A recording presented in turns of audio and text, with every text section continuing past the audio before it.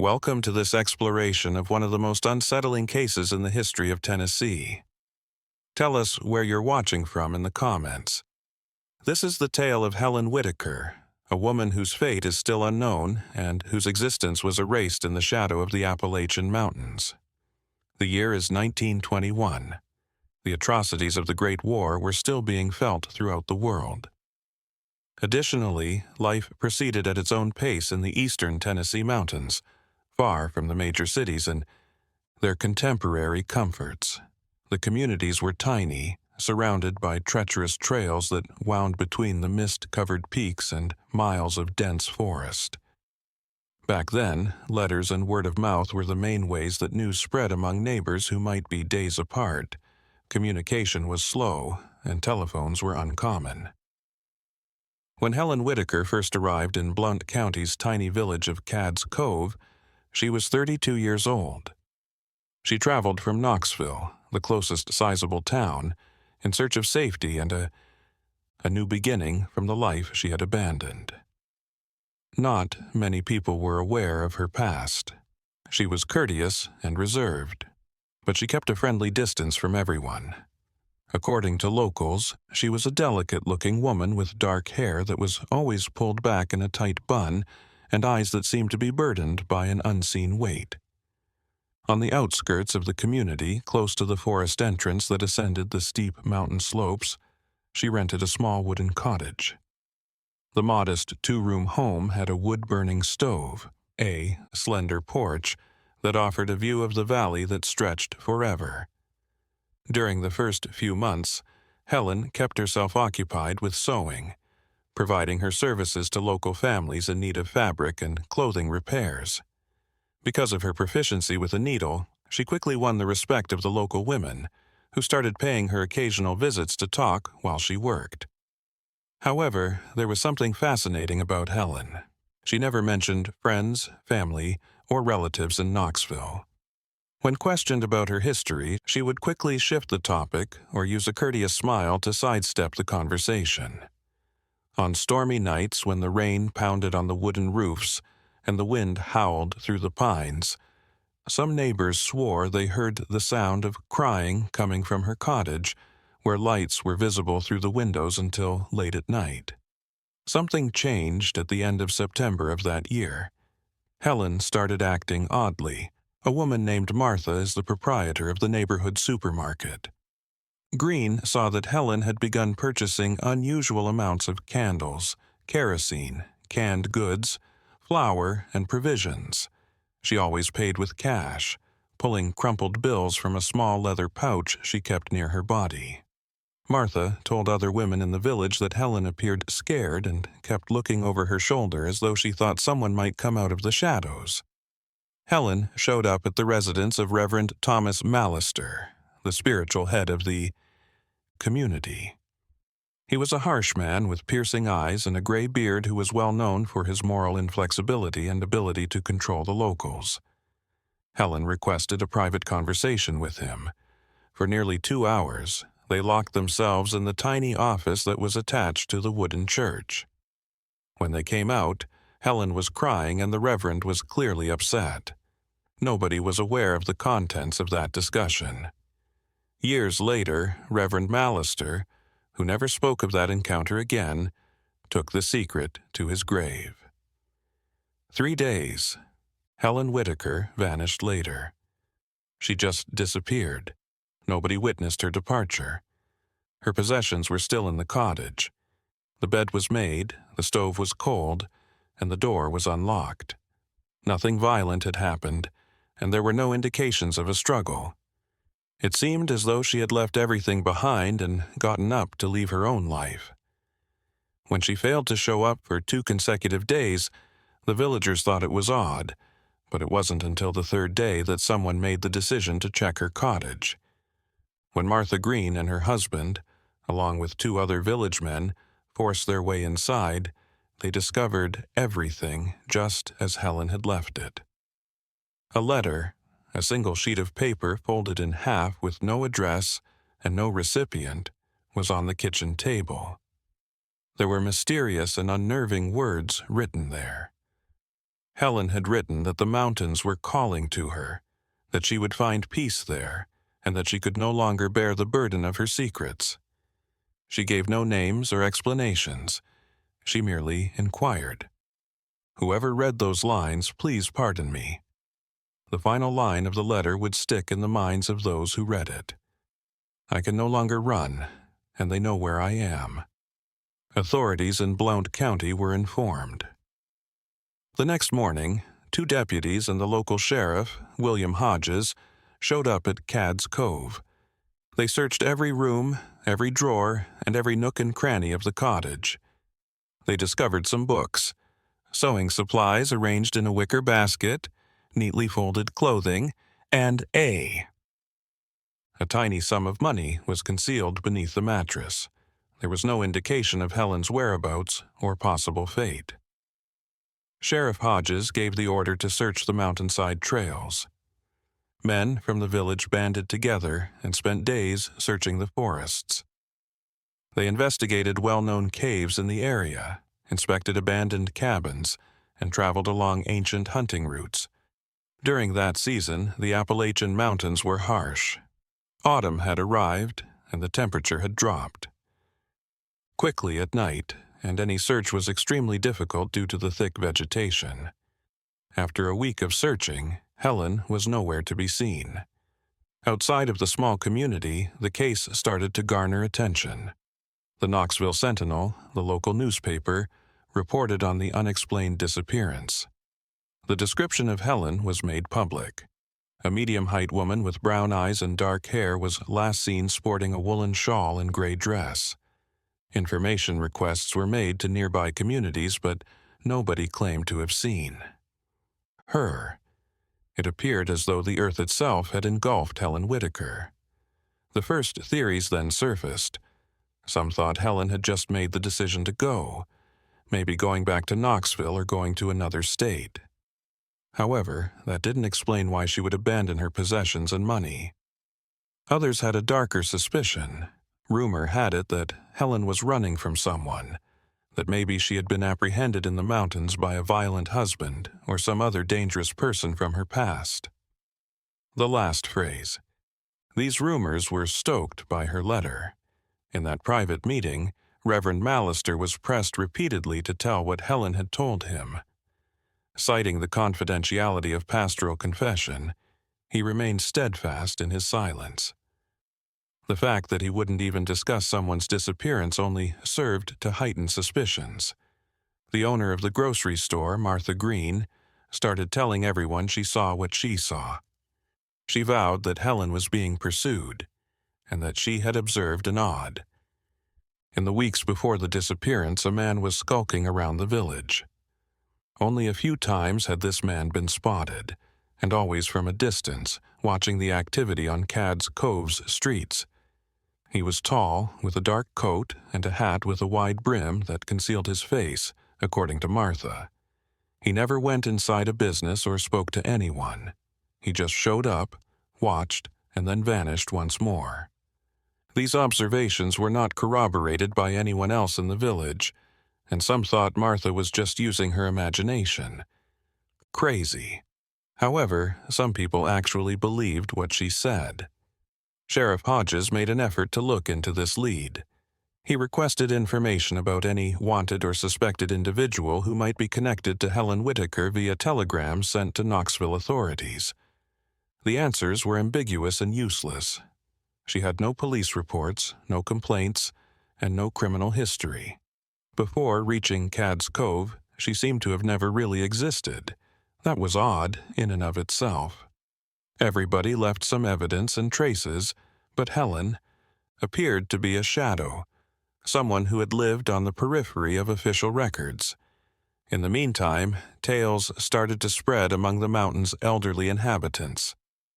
Old storytellers discussed past disappearances in that area while they sat on porches at dusk.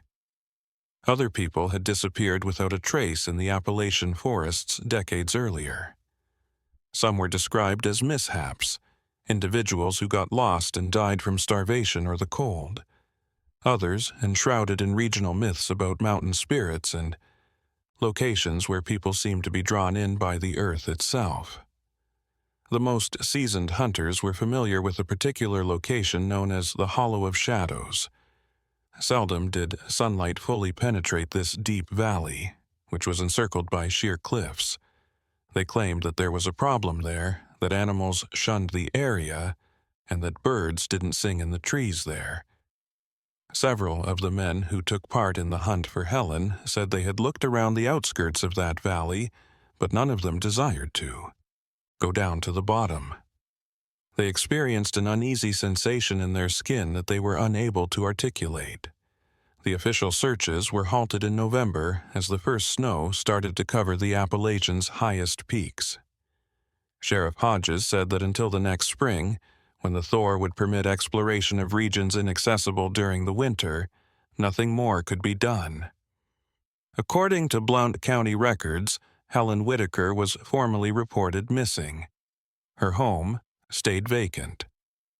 Eventually, her possessions were packed and kept in the county office, waiting to be claimed by someone who would never show up.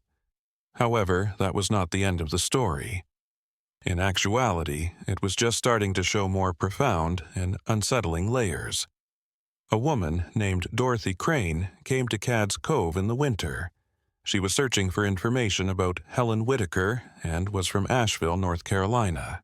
Dorothy identified herself as Helen's distant cousin, who had lost communication with her years prior and who had only lately discovered her location via mutual acquaintances. Dorothy was nearly entirely different from Helen. Dorothy was straightforward and forceful, while Helen was quiet and reserved.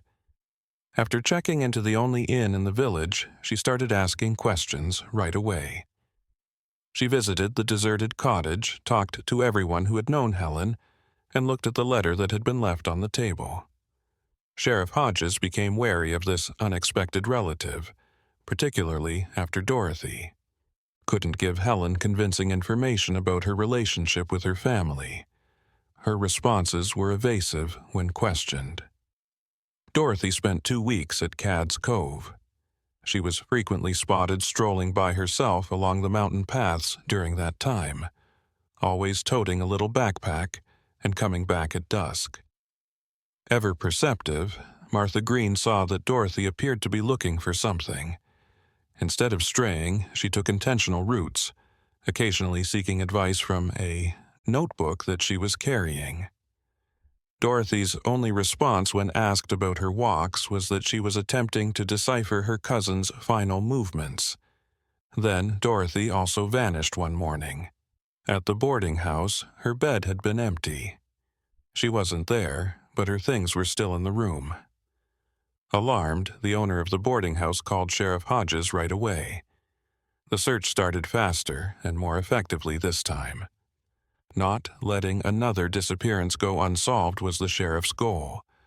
However, winter made things more challenging. Any traces Dorothy may have left were erased by the snow covering the trails. Dorothy returned 2 days later. Tired, her clothes ripped and muddy, she stumbled down the main road to the village. She was unable to speak clearly because she was in shock and trembling uncontrollably. After being brought to the residence of Henry Patterson, the local physician, she was examined and diagnosed with severe exhaustion and hypothermia. Dorothy was delirious for 2 days, muttering unintelligibly. Phrases about voices whispering in the dark, running water, and caves. Everyone was baffled by her story when she eventually recovered enough to speak. In the mountains, Dorothy said, she had discovered something.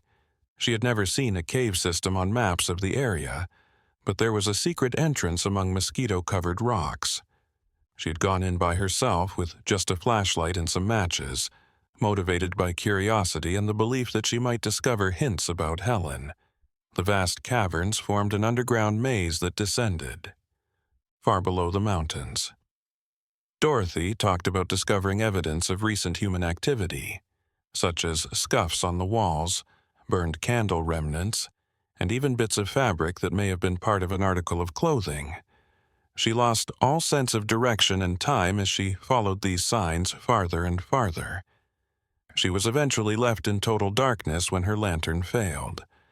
In a panic, she attempted to turn around but got totally lost in the maze. She wandered aimlessly for hours, maybe a whole day, until she eventually discovered a breath of fresh air that led her back to a separate exit from the one she had entered. Sheriff Hodges didn't believe it. Even though he had known those mountains for decades, he had never heard of a system of caves as vast as the one Dorothy described. He requested that she lead him to the door she had discovered, but Dorothy was unable to find it once more. She asserted that the snow had changed the scenery, making everything appear different, and that she was unable to recall the precise route. Some people thought she was real, while others believed it was a fabrication meant to excuse her own carelessness in going into the mountains by herself in the dead of winter. However, Dorothy's account of her experience struck a chord because of something in it. The genuine fear in her eyes, the trembling of her hands as she spoke of the cave's complete darkness, the unwavering belief that she had discovered proof of Helen's presence in that underground location. Martha Green, who had grown to feel sorry for Dorothy, took everything at face value. She started to ponder whether those mountains didn't conceal more secrets than anyone had thought. A week later, Dorothy Crane left Cad's Cove, but not before taking an unexpected action. As Helen had done months earlier, she went to find Reverend Mallister and requested a private conversation with him. They seemed to have come to some sort of silent understanding when they left, after a shorter talk that lasted maybe 30 minutes. The following day, Dorothy departed, returning by stagecoach to Asheville, and was never heard from or seen in the region again. The Tennessee mountains saw an especially severe winter in 1921-22. For weeks at a time, Cad's Cove was cut off from the outside world by snowstorms, and the village's only means of subsistence were surviving the cold, caring for the animals, and anticipating spring. Throughout those gloomy months, Helen Whitaker's stories took on a larger, nearly legendary quality. The residents conjectured, developed theories, and made connections during long evenings spent by the fireplaces that might not belong together. It was thought by some that Helen had been the victim of a crime, that someone from her past had discovered her and destroyed all evidence for her. Others believed that she had made the decision to vanish, that she had meticulously prepared her escape, and that she was now living under a false identity in a distant place. And there were still rumors of more sinister possibilities, of ancient forces living in the deep valleys and uncharted caverns, of the mountains themselves claiming Helen. When spring arrives. Sheriff Hodges conducted fresh searches after arriving in April 1922. He brought reinforcements from Knoxville this time, including men with wilderness tracking and cave exploration experience. Finding the cave system that Dorothy had described was the primary goal. It might provide clues as to Helen's fate if it was real. Teams searched the mountainous regions surrounding Cad's Cove for 3 weeks, looking into every crevice in the rocks and any openings that might lead to subterranean passages. They discovered a number of tiny caverns, the majority of which local hunters were already familiar with. They didn't all fit Dorothy's description. None of them had evidence of Helen Whitaker or indications of recent occupation. The investigators became increasingly frustrated. Either Dorothy had made up the entire tale, or the caves she had discovered were so well concealed that they would never be found again. After a while, Sheriff Hodges declared that no more resources were available to continue the investigation and formally suspended the search. Then, that a fresh, surprising hint surfaced. Jacob Miller, a farmer who lived close to the town of Mville, about 20 kilometers from Cad's Cove, showed up at the sheriff's office with a fascinating tale. In the early hours of October 7th, 1921, precisely 4 days after Helen vanished, Jacob reported discovering a woman wandering on his property. The woman refused to identify herself or her origins, and she was filthy, disoriented, and wearing torn clothing. The stranger was welcomed by Jacob and his spouse, who also provided her with food and a spot to relax. The woman spent 2 days on their farm, eating little, sleeping restlessly, and living in near silence. She simply left before dawn on the 3rd morning, leaving only a note expressing gratitude for their hospitality. Jacob kept this note, and months later he connected the dots and called the police after learning about Helen Whitaker's case from a friend in Ville. Sheriff Hodges looked over the letter. The letters were well-formed and elegantly slanted in the handwriting. He contrasted it with handwriting samples discovered in Helen's possessions, such as the letter she left in her cabin. Although there were some noticeable parallels, not enough to be certain that they came from the same individual. Although Helen's medium height, dark hair, and frail appearance partially matched Jacob's physical description of the woman, Jacob was unable to provide additional details that would have allowed for a conclusive identification. If Helen Whitaker was indeed that woman, it radically altered the story. It indicated that she was conscious and able to write, that she had made it through the mountains a good distance, and that she had survived for at least a few days after going missing. But when she left the Miller farm, where did she go? Why didn't she get help from the authorities? What kept her running? And what precisely are you running from? Sheriff Hodges used this new information to his advantage. He notified local authorities in towns along Helen's potential travel routes, from Kingsport, Bristol, Johnson City, and the Miller farm.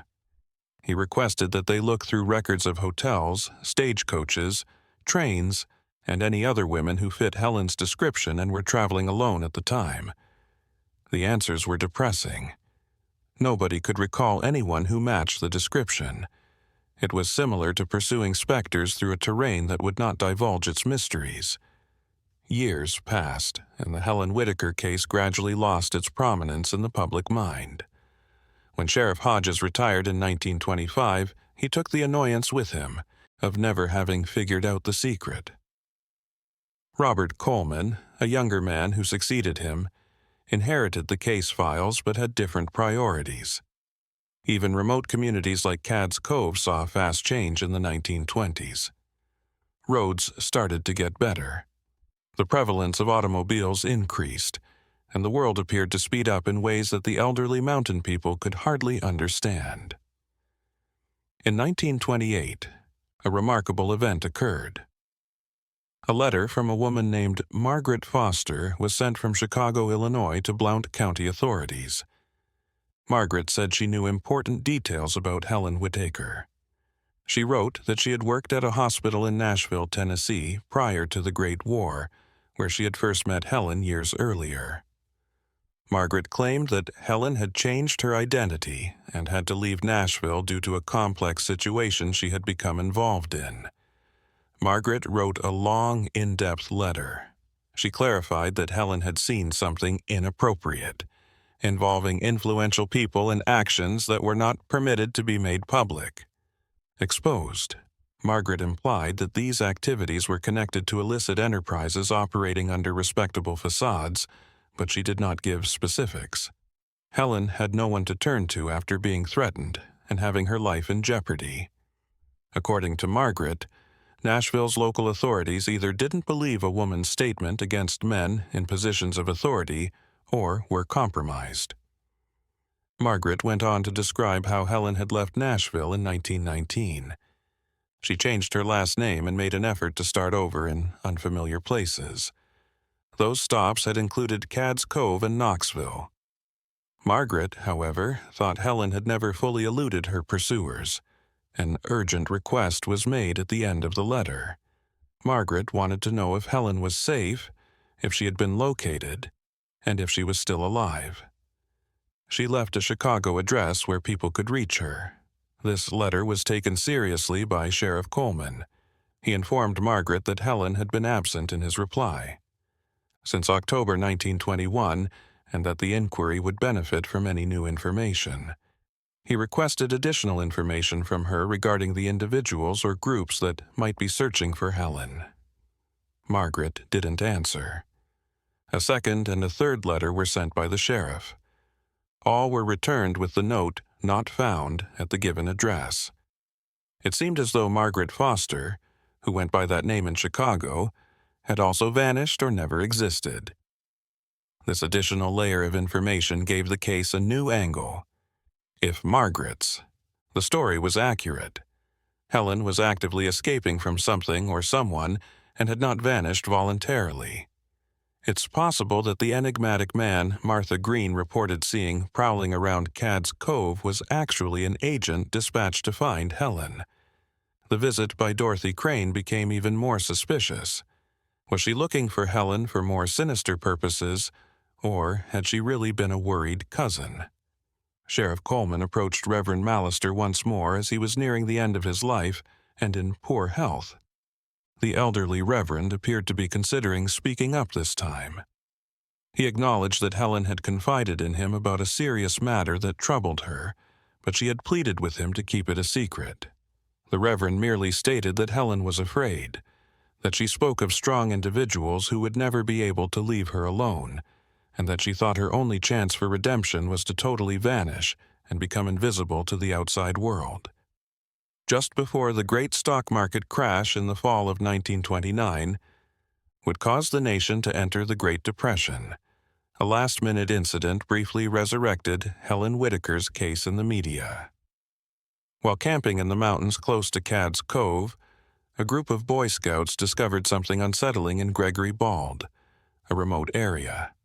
Due to the difficulty of the trail, people rarely visit this small clearing high on a mountain. The Boy Scouts discovered a leather bag that had been tattered by time and moisture, half buried among the roots of an old tree. The suitcase contained women's clothing, all of. They were decayed and covered in mold. Additionally, there was a leather-bound diary with partially water-damaged but still readable pages. The scout leader gave everything to Sheriff Coleman after realizing how significant the discovery might be. The clothes matched Helen Whitaker's style, according to an analysis of the items. However, the diary's cover lacked a name, and its entries were mysterious and disjointed, resembling dark poetry or philosophical meditations on fear, freedom, and the difficult decisions we must make in life.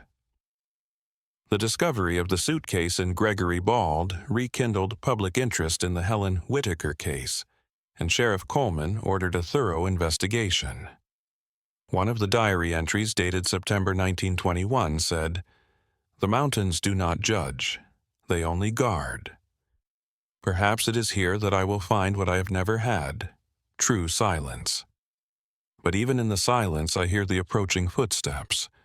Are they really approaching, or is it just my mind that cannot rest?" Area surrounding the clearing. Search teams went back to those mountains, searching every trail, every ravine, and every shadow cast by the old pine trees. They discovered a few more hints, such as pieces of cloth tangled in prickly bushes, the remnants of a small, old campfire beneath a rocky outcrop, and footprints that had been erased by time and rain, but were still faintly visible in places where the softer earth had compacted. The diary discovered in the suitcase became the main focus of the reopened investigation, and handwriting experts were consulted too. When the diary's writing was compared to known samples of Helen's handwriting, the results were inconclusive. There were enough similarities to suggest they might be from the same person, but there were also differences that raised doubts. The deterioration of the pages made analysis even more challenging. Some entries were just blots of diluted ink. Others were completely illegible. Those that could be deciphered painted a portrait of a woman in deep psychological torment. One particularly revealing entry apparently. Nashville and events that had happened years earlier were mentioned in a diary written in late September 1921. The diary's author recounted seeing something in a hospital during the winter of 1918, when the Spanish flu pandemic was at its worst and the country was devastated. And she wrote about lives being manipulated, about decisions being made for political and financial reasons rather than medical ones, about records being altered, about patients being moved to places they never returned to, about bought silences, and whispered threats in deserted hallways. The link to Margaret Foster's letter was unavoidable. If the diary was indeed Helen's, then Margaret had been speaking the truth about her Nashville past. Sheriff Coleman sent telegrams to Nashville authorities asking for access to hospital records from the specified time period, but the response was frustrating and bureaucratic. During the chaotic years of the pandemic, many records from that time period had been lost or destroyed. Hospitals were overburdened, documentation was. In November 1929, Coleman personally traveled to Nashville, determined to conduct his own investigation, and spent 2 weeks in the city speaking to retired hospital administrators, nurses who had worked during the pandemic, and doctors who still remembered those dark days. Most of them didn't want to speak openly about irregularities, but some in the poor and chaotic situation made it nearly impossible to verify the specific claims made in the diary. A retired doctor who wished to remain anonymous told Sheriff Coleman something particularly unsettling. He recalled a nurse who had made grave accusations in 1918, claiming to have discovered a fraud scheme involving death certificates and inheritances, and who had been swiftly discredited. Private conversations acknowledged that strange things had happened. Resources were diverted. Medications vanished, and patients from wealthy families received priority treatment while others were left to their own devices. Coleman returned to Cad's Cove with more questions than answers. The web surrounding Helen Whitaker was more complicated than he had ever imagined. It wasn't just about a woman who vanished in the mountains. It was a story of corruption, and he couldn't remember her name for sure, but he thought it might have been something like Helen or Ellen. She had vanished from Nashville shortly after her dismissal, and he had never heard from her again. During the winter of 1929-1930, when the American economy collapsed and millions of people lost their savings, Coleman continued working quietly on the case, reviewing every document, every testimony, and every piece of evidence gathered over the years. He began to understand why Reverend Mallister had remained silent.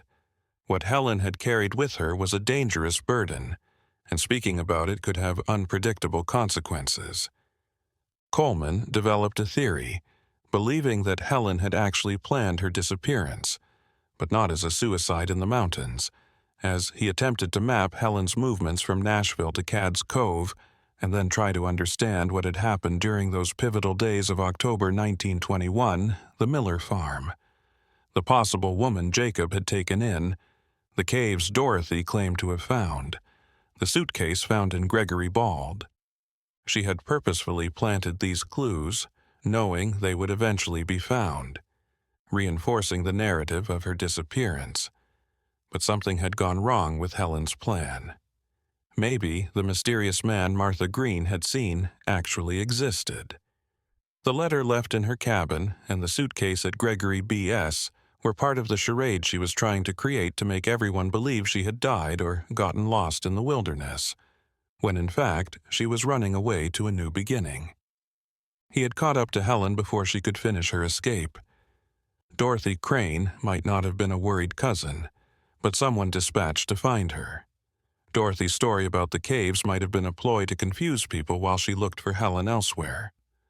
Or Dorothy might have been sincere, but her presence warned Helen that she was being followed, forcing her to alter her plans. Sheriff Coleman shared his theory with few, fearing that if it became public too soon, it might alert anyone who might still be interested in finding Helen if she was still alive. He confided in Martha Green, an elderly woman who was still astute in her observations. Martha disclosed something she had never shared before. The last time she saw Helen, a few days prior to her disappearance, the woman had purchased an unusual amount of travel supplies, including food, a map of the area, rope, a new oil lantern, and extra matches as if she were getting ready for A. Martha added that Helen had inquired about routes to Kentucky, specifically how to reach the mining towns on the Tennessee-Kent border. At the time, Martha had assumed that Helen's question was merely curious, but now that they knew everything, it took on a new significance. The mining towns were places where people could easily vanish, where few people inquired about people's pasts, and where the steady flow of. Coleman started a new line of investigation, sending letters to sheriff's offices in towns like Harland, Middlesboro, and Pineville, Kentucky, asking them to see if any female correspondent had appeared in the area between October 1921 and the following months. The responses were slow to come in, and when they did, they were mostly negative or inconclusive. One response provided an intriguing potential. Daniel Watts, the sheriff of Harland, Kentucky, replied that in November 1921, a woman named Ellen Walsh had come to town and found work as a cook in a boarding house for coal miners. His physical description was strikingly similar to Helen Whitaker's, medium-high, dark-haired, about 30 years old, and reserved. Ellen Walsh worked at the boarding house for about 5 months, keeping a low profile and avoiding attention. Unnecessary social interactions. She abruptly left Harland in April 1922, taking only a small suitcase with her belongings. Coleman believed he was finally getting close to the truth. Ellen Walsh could have been Helen Whitaker's pseudonym. The initials were different, but the name sounded similar, which could have been done on purpose to help people adjust to the new identity. The timeline also made perfect sense. If Helen had left the Miller farm in early October and traveled north through the mountains, she could have reached Harlem a few weeks later. 5 months of employment there would have given her time to save money and prepare for her next move. Sheriff Coleman visited Harland in May 1930. The town was a rough place dominated by the coal industry, with dusty streets and a heavy atmosphere of relentless work and constant danger. The mines had transformed the area into a center of economic activity, but also into a place where accidents were common and life had little value beyond the ability to work. Coleman discovered the boarding house where Ellen Walsh had worked was a 2-story structure with peeling paint and a faded sign swaying above the entrance. Beatrice Howard, the boarding house owner, was a strong woman who remembered Ellen Walsh well, describing her as a productive, quiet worker who never caused trouble and always finished her tasks without complaining. Beatrice had observed that Ellen appeared anxious all the time, as if she expected something negative to happen at any time, and she avoided talking to the guests, especially the men, and Beatrice disclosed an intriguing detail. A few weeks prior to Ellen's disappearance, 2 men who weren't local because of their accents and attire, they were dressed like big city businessmen, totally out of place in that mining community, arrived at the boarding house asking questions about her. They wanted to know where Ellen came from, how long she had been there, and whether she had mentioned. The men had left a message asking Ellen to contact them at the local hotel if she was interested in a job offer, and Beatrice delivered it. But Ellen was clearly shaken when she received it, and that same evening she informed Beatrice that she had to travel immediately for family reasons and would not be returning. Beatrice, suspicious of their intentions, had been vague in her responses, claiming that she didn't know much about the personal lives of her employees. When Coleman asked for a detailed description of the 2 men, Beatrice recalled that one was tall and thin with gray hair and a visible scar on the left side of his face, while the other was younger, shorter, and had gold-rimmed glasses and a stiff, formal posture. Beatrice never heard from her again, and the 2 men also vanished from Harland shortly after, leaving no trace of who they were or where they had gone. Neither of them had given their true names, using only. Coleman's trip to Harland confirmed his darkest suspicions. Helen Whitaker wasn't escaping from imaginary ghosts. She was being pursued by real, organized, and determined people across states for years. She had escaped Nashville, Knoxville, Cad's Cove, and even Harland. Mr. Thompson and Mr. Roberts introduced themselves. The hotel where they had stayed no longer had records from that period, as a fire had destroyed part of the archive 2 years earlier. After that, and how long could she continue to flee from assailants who obviously had the means and connections to find her wherever she attempted to hide? Back in Tennessee, Coleman dug deeper into the tale, looking into anyone who might have been interested in permanently silencing Helen. Diary entries mentioned plans during the Spanish flu pandemic. He searched Nashville newspapers from 1918 and 1919, searching for scandals involving hospitals or medical figures. He found some hazy references to investigations that were never finished, to committees that were established and then dissolved without cause, to reporters who had started looking into irregularities and then suddenly turned their attention to other issues. One name that kept coming up in the articles Coleman found was Vincent Ashwood, a wealthy Nashville businessman who had made his fortune in a variety of industries, including pharmaceuticals, and whose company had supplied medications and supplies to hospitals across the state during the pandemic. Coleman discovered a 1920 newspaper photo of Ashwood, a middle-aged man with harsh features and cold eyes that seemed to pierce the grainy image, next to a younger man identified in the caption as his personal assistant. There were accusations that he had inflated prices, supplied substandard products, and even bribed officials to secure lucrative contracts. But Ashwood was powerful with deep political connections, and no accusation ever resulted in a formal prosecution. Marcus Reed. Coleman looked at that picture for a long time, wondering if Reed was one of the men they had been searching for Ellen Walsh in Harland. The description wasn't precise, but there were enough similarities to make it worth looking into further. But Coleman knew that looking into Vincent Ashwood was risky. Men with that kind of wealth and power didn't put up with awkward questions, and they had the resources, lawyers, and political clout to make issues go away. A rural county sheriff questioning the actions of it before taking any direct action against Ashwood or his associates, Coleman needed to be cautious and strategic because he could easily lose his job, or worse. In the summer of 1930, Coleman contacted a retired Nashville journalist named Thomas Brennan, who had a reputation for courage and integrity and had covered corruption stories throughout his career. When Coleman explained his investigation into Helen Whitaker and the connections he had, Brennan said that he was looking for concrete evidence. Uncovered, Brennan was intrigued. He vaguely recalled rumors about hospital irregularities during the pandemic, and the name Vincent Ashwood was definitely not new to him. Brennan agreed to help covertly because he had old sources, contacts who still trusted him, and people who might be willing to talk as long as their identities were protected.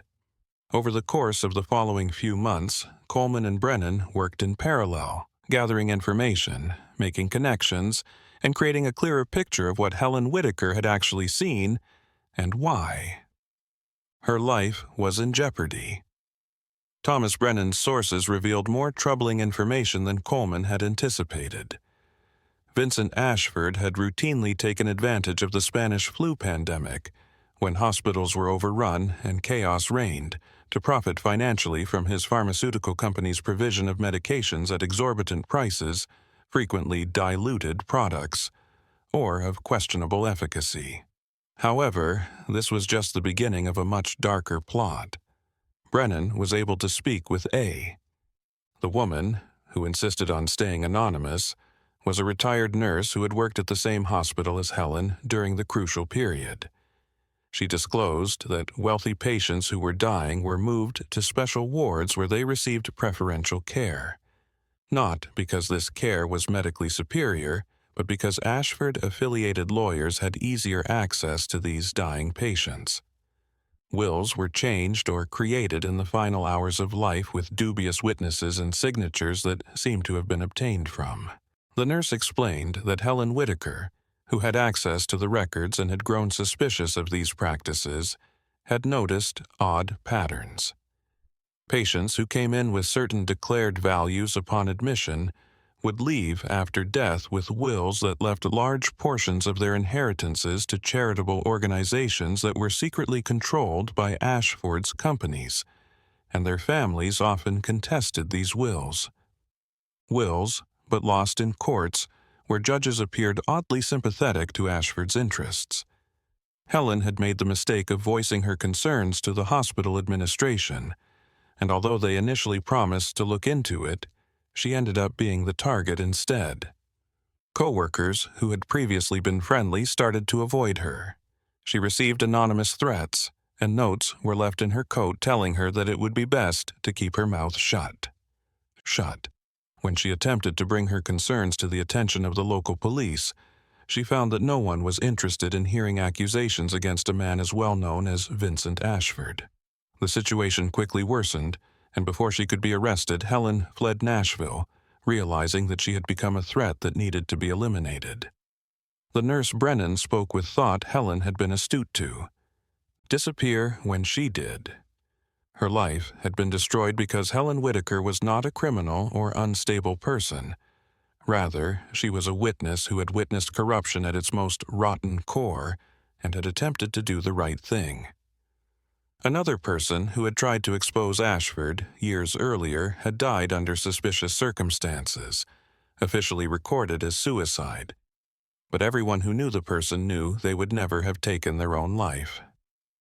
Coleman absorbed this information with a mixture of anger and determination. The injustice of the situation was overwhelming, but Coleman also recognized the practical reality. Despite everything Brennan had found, they lacked sufficient evidence to use in court. Anonymous witnesses would not be accepted. Documents had vanished years ago. Ashford had legal resources that would crush any attempt at prosecution, and Helen was still missing. Without her testimony, any case would be impossible to construct. In December 1930, Coleman received an unexpected letter that was mailed from Louisville, Kentucky, had no return address, was sealed with red wax, and contained a single sheet of paper with elegant handwriting that he recognized right away as being similar to the diary found in Gregory Bald. The letter was brief and mysterious, simply saying, "Stop searching." There are some truths that are too risky to share. I've decided to keep my peace. Give it to me. Coleman hand froze. She had built a new life somewhere under a new identity and did not want to be found. If this letter was indeed from Helen Whitaker, then she was alive, aware that she was being sought, and wished to remain hidden. The message was clear. His investigation was endangering the safety that Helen had gained through so much sacrifice. The sheriff spent days in internal conflict. On the one hand, his responsibility as a law enforcement officer was to solve the mystery, find the truth, bring justice. But if Helen really wanted to stay hidden, if she had at last found some peace after years on the run, what right did he have to ruin that? There was also the practical issue.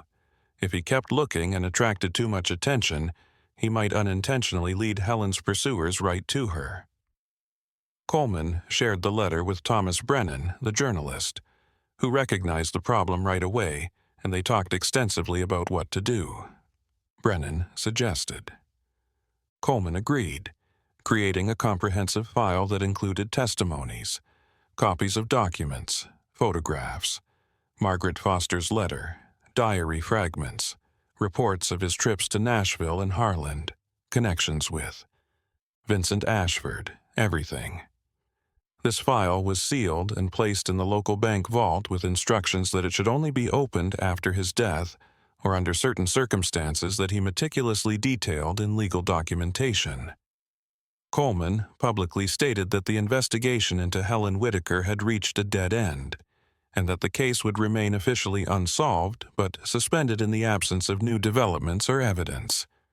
Newspapers published brief notes about it, and public interest, already diminished by. The Helen Whitaker case was closed, another unsolved mystery in the Tennessee mountains, and the years and the nation's economic crisis vanished entirely. But Coleman never stopped paying attention. Over the years, he received small clues that he took to be from Helen, including a red rose that was left in his office in 1932 without a note or explanation, and an anonymous donation for a fund to aid needy families in 1934. Managed, sent from a different city in Kentucky. Coleman decided to read these gestures as Helen's way of saying that she was all right, that she valued his attempts to understand her, and that she had found a way to live her life.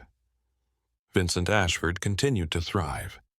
His business expanded into new markets during the 1930s, greatly increasing his fortune. He passed away in 1945, a well-respected and wealthy man who was hailed in obituaries as a cornerstone of the Nashville community. His crimes, if they can be. The world changed in ways that no one could have predicted in 1921. The Great Depression gave way to World War II, which in turn gave way to an era of prosperity and social transformation. The Appalachian Mountains, once so isolated and remote, were gradually connected to the rest of the country by paved roads and telephone. Marcus Reed, his assistant, took control of a portion of Ashford's empire and lived comfortably until his own death in 1958. The case had become a sort of personal mission, and Sheriff Robert Coleman never forgot Helen Whitaker. Cad's Cove, that small community where Helen Whitaker had sought refuge, was incorporated into the newly created Great Smoky Mountains National Park in 1934, and many of the families who lived there were resettled, their homes and cottages eventually falling into ruin or being preserved as historical landmarks. Something that went beyond his official duties. He still received those little mysterious clues that he took to be messages from her from time to time. In 1938, an anonymous posting from a St. Louis, Missouri newspaper about the preservation of historical documents was sent to his office. No note was included, but Coleman knew the message. The documents he had saved were valuable and ought to be preserved. In 1941, soon after Pearl Harbor, Coleman received another letter without a return address from Detroit, Michigan, while the entire nation was preoccupied with the war. This time, the handwriting was more shaky, as if it had been written by elderly hands or under difficult circumstances, and the message was longer. Coleman read each word several times, trying to grasp every nuance of meaning. It said, "Dear Sheriff Coleman, I know you never stopped caring about what happened to me. In trying times, that quiet perseverance has been consoling. I want you to know that I've managed to find some sort of peace. I can sleep without being afraid all the time, but it's not the life I had in mind when I was younger. My spouse is a decent man who doesn't inquire about my past. I contribute to the war effort at my factory job. Some of my friends are unaware of my true name. It's a lie-based existence, but it's a necessary lie to keep me alive and reasonably content. The specters of the past still occasionally show up in my dreams, but they are farther away now. Don't try to find out the true source of this letter. Please grant me that protection, but know that I will always remember your generosity." Coleman stored that letter in the bank vault with all the other paperwork. He complied with the specific request and never attempted to find out where the posting originated in Detroit. However, he felt a sense of relief from the letter that he hadn't felt in years. Helen was still alive. She had established a normal life of sorts. Maybe she had even discovered contentment in the constraints of her circumstances. Coleman had dared not hope for more than this. The nation was preoccupied with much more pressing issues during the war years than the long-standing mysteries surrounding a missing woman. Millions of men were dispatched to fight in far-off places. As a result of the collective effort to defeat the Axis, women began working in factories and the entire social structure was altered.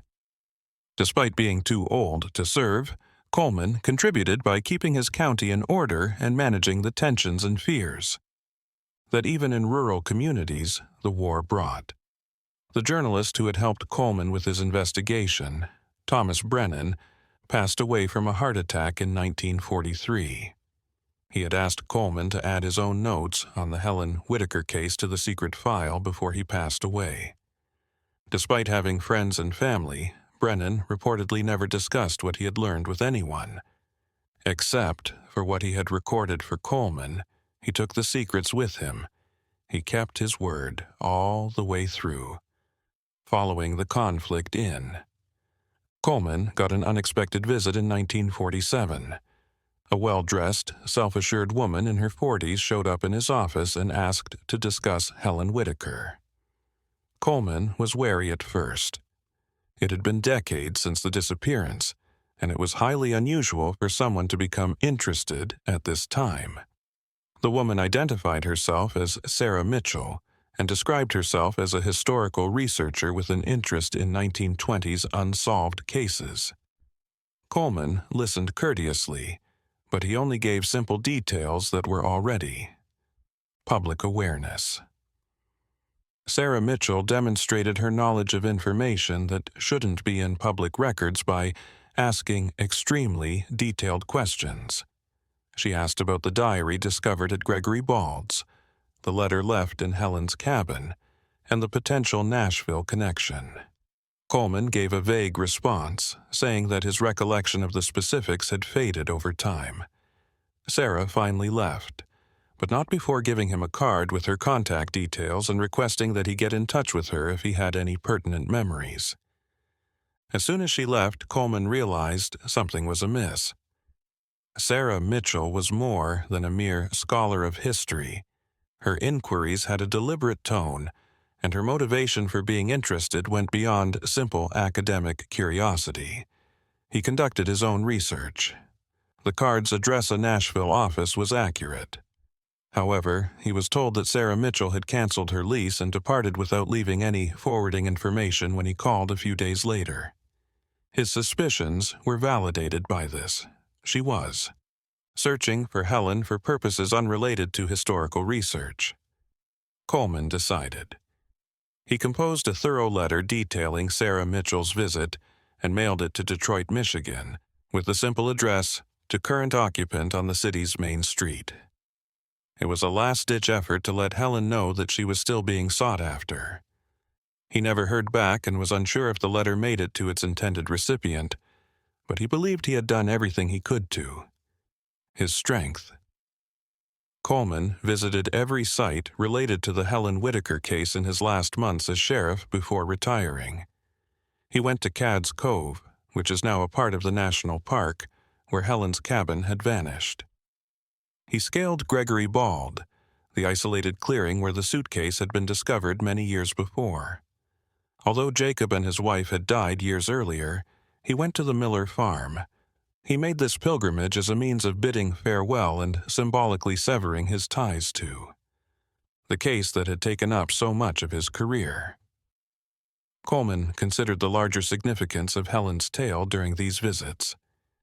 She stood for countless individuals who had to decide between justice and safety, between survival and the truth. How many more Helens were there in the world, living under false pretenses, keeping secrets they were unable to disclose, and always watching out for one another? It was admirable that she had the guts to try to expose corruption, but she had paid a terrible price. Everything had been lost, including her name, her past, and her relationships with friends and family. She was a living ghost now. Coleman retired to a modest home outside of Knoxville. In his last years, he read, gardened, and occasionally wrote his memoirs. He wrote a whole chapter about the Helen Whitaker case, but he never tried to get it published. It served as a means of processing decades' worth of unresolved questions for his own records. He was truthful in that chapter, about his annoyances, his misgivings about Vincent Ashford, and his mysterious experiences with signs he thought Helen had sent. Wherever she was, he said, he hoped she had discovered something approaching true happiness, something beyond simple survival. America saw even more significant changes in the 1950s and 1960s. The Vietnam War, the counterculture, and the civil rights movement. When Helen Whitaker vanished in the Tennessee mountains in 1921, the world appeared to be from an entirely different era, almost. In its distance, it is legendary. The individuals who had known Helen firsthand gradually died. The grocery store owner who had shown her such love, Martha Green, passed away in 1954. In 1935, Reverend Thomas Mallister passed away, carrying the secret of her confession with him. After departing Cad's Cove in 1922, Dorothy Crane, that enigmatic cousin who said she had discovered caves, was never heard from again. Coleman passed away in 1969 at the age of 84.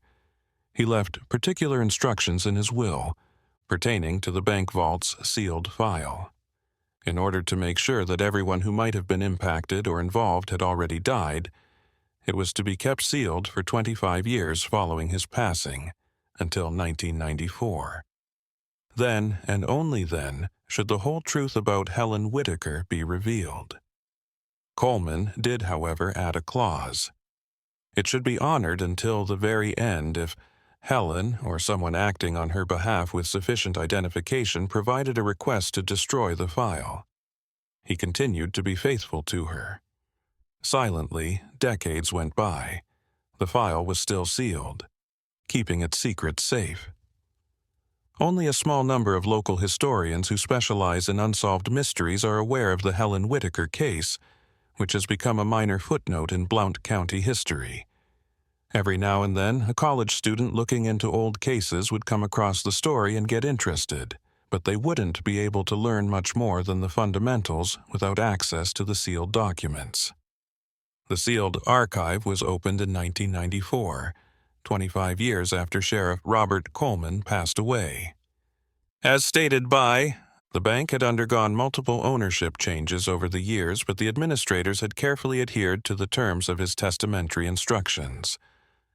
A notary, a representative of the Blount County Historical Society, and a lawyer designated to supervise the procedure were present when the vault was opened. What they discovered within was remarkable. Hundreds of pages of records, old, yellowed photos, meticulously preserved letters, and pieces of the diary discovered in Gregory. Investigative reports in Coleman's careful handwriting, written in a bald style.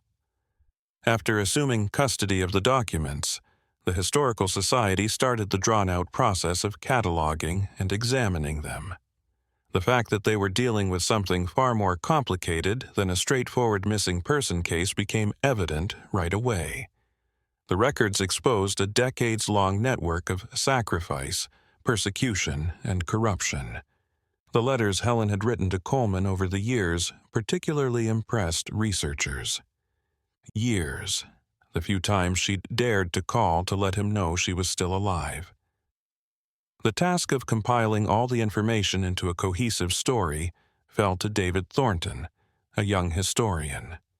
He spent months delving into the records, piecing together the chronology, comparing the facts to historical accounts, and attempting to distinguish between what was true and what was conjecture. The work was both exciting and intimidating. The tragic nature of Helen Whitaker's story increased with each new detail uncovered. More outstanding. This woman was condemned to live as a shadow, in order to avoid those who wished to permanently silence her because she had lost everything for attempting to do the right thing. Following that final letter from Detroit in 1941, Thornton made an effort to find out what had happened to Helen. There were few and conflicting records.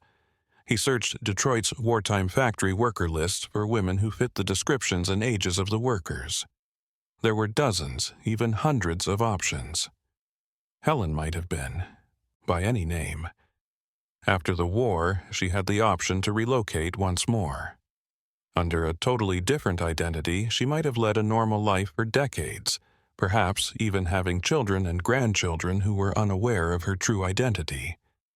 Thornton made a particularly fascinating discovery while looking through Michigan's death records. He discovered Eleanor Walsh, who had passed away in 1978 at the age of 89 in Dearborn, Michigan. The age would be about right if this was Helen Whitaker. Walsh was a similar last name to the alias she had used in Harlem, Kentucky, Ellen Walsh. However, the record contained no photograph, nothing more than the bare minimum of personal or family history. Ellenina Walsh's ashes were dispersed in a memorial garden following her cremation. There was no physical memorial to her life, no grave. Thornton made the trip to Dearborn to conduct his own investigation. He talked to local records administrators, cemetery officials where the memorial garden was situated, and even some elderly residents who might have. Eleanor Walsh is well known. The data that he collected was incredibly vague. Eleanor, who had spent many years working in a library, had been described as a reserved woman. Her husband passed away in an industrial accident in 1952, leaving her widowed after a brief marriage in the 1940s. No children's records existed. Throughout her final decades, she lived alone, had few close friends, and led a quiet, private life. Eleanor was remembered by a librarian who had collaborated with her in the 1970s, with affection. She characterized her as a sophisticated, well-educated woman who always showed kindness to everyone despite appearing to be deeply depressed. Ellenina had a passion for history books, particularly those that dealt with Tennessee and the Appalachians. She frequently asked about the preservation of historical records and how to prevent significant narratives from being lost over time. Occasionally, she would look out the library window with a detached expression, as though she was seeing something far away. Something was mentioned by the librarian, especially illuminating. Ellenina Walsh had given the library her own collection of antique books a few months prior to her death. One of these was a 1923 volume on the history of Blount County, Tennessee. Ellenina had meticulously preserved a bookmark, a dried red rose, between the pages of that book for decades. The town of Cad's Cove and its inclusion in the Great Smoky Mountains National Park were briefly mentioned on the marked page. That red rose, a silent witness to something that would never be completely understood, was all that was present, no note, no explanation. When Thornton saw the pressed rose and held the book, he was moved. Although he was never able to prove it, he thought Ellenina Walsh was Helen Whitaker. After vanishing from Cad's Cove, she lived for an additional 57 years under a false identity, never disclosing her secret, and bearing her past like an unseen burden. She had loved, worked, lost things, and eventually gotten older and, like millions of others, he died. However, in contrast to most, she had lived a necessary lie throughout all of this, shielding herself from those who had previously threatened her life until the very end. The red rose was especially important. In 1932, Coleman had noted in his notes that someone had left a red rose in his office without identification. The fact that Ellenina Walsh, a Michigan resident, had preserved a red rose in a book about Tennessee would be too coincidental. Thornton saw this as a parting message from Helen. Was a way of expressing that she would never forget the mountains that had protected her, the little town that had briefly welcomed her, and the sheriff who had shown enough concern to keep her story safe even though he was unable to do so himself. Based on Coleman's records and Thornton's further investigation, the Blount County Historical Society released an extensive report on the Helen Whitaker case in 1997. Photographs, correspondence transcripts, and historical analyses of the background of the pandemic of Spanish flu and the corruption that had thrived during that tumultuous time. Even though everyone involved had been dead for decades, Vincent Ashford was specifically identified as Helen's most likely stalker. The publication did not create a significant public sensation, but it did spark moderate interest among academic circles and historical mystery fans. The story, which was associated with people who had long since vanished, was too old. However, for those who looked closely at the case, Helen Whitaker's account became more than a mystery that hasn't been solved. It turned into a monument to the bravery required to fight corruption, the terrible cost we occasionally incur when attempting to uphold morality, and the human spirit in the face of adversity. Helen had lost her identity, her name, and her past. However, she had made it through. Despite everything that had been taken from her, she had managed to live, to make a difference, to be. Today, if you hike through the Great Smoky Mountains National Park, there are no monuments honoring Helen Whitaker's sacrifice, no plaques narrating her life, and no markers honoring her in the vicinity of Cad's Cove. As always, the mountains keep their secrets to themselves. However, those who are familiar with the tale will find a unique resonance in the deep valleys, the thick forests where she once hid, and the paths she took while escaping ghosts that never stopped haunting her. The issue of whether Eleanor Walsh was truly Helen. Technically, Whitaker is still unanswered. The coincidences are too many and specific to be disregarded, but there is no conclusive forensic evidence or unquestionable proof. The Detroit letter connects the location, and the ages match. Even though we can never be completely sure, everything points to the same conclusion. The interest in Tennessee and Blount County in particular, the preserved red rose, and the quiet and reserved way of life. Years of David Thornton's career were devoted to this case. He authored scholarly articles, delivered talks, and guided students who were intrigued by the narrative. He consistently made the same point in all of these conversations. There is more to Helen Whitaker's story than just an unsolved mystery. It has to do with power structures that safeguard the strong at the expense of the weak. It's about how hard it can be to act morally when those who ought to enforce the law are intimidated or compromised. It concerns the innumerable individuals who have had to make decisions throughout history, truth and survival, and who made the decision to live, bearing their secrets like unseen wounds. It all started in 1921, and the Appalachian Mountains are still there. They have seen many human lives, both big and small dramas, hidden secrets, and unveiled truths. These mountains contain thousands of stories, Helen Whitaker being just one. However, it is a tale worth remembering, not just for the particulars of what transpired, but also for what it symbolizes regarding the brittleness of justice and the power. Needed to just keep going when it seems like everything is against you.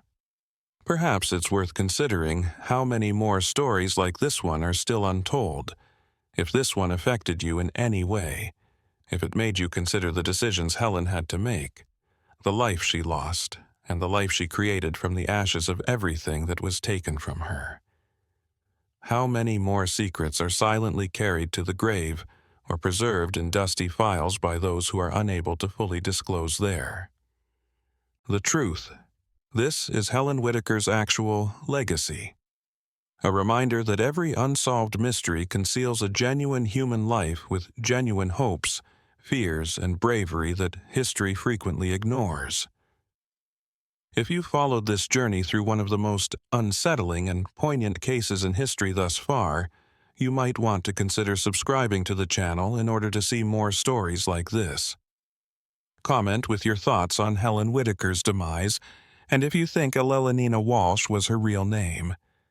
Additionally, share this video with someone who might find value in this historical journey. It made you consider justice, bravery, and the sacrifices we occasionally make to survive. Even though the mountains still have secrets, we can make sure that the tales we are able to unearth will live on forever.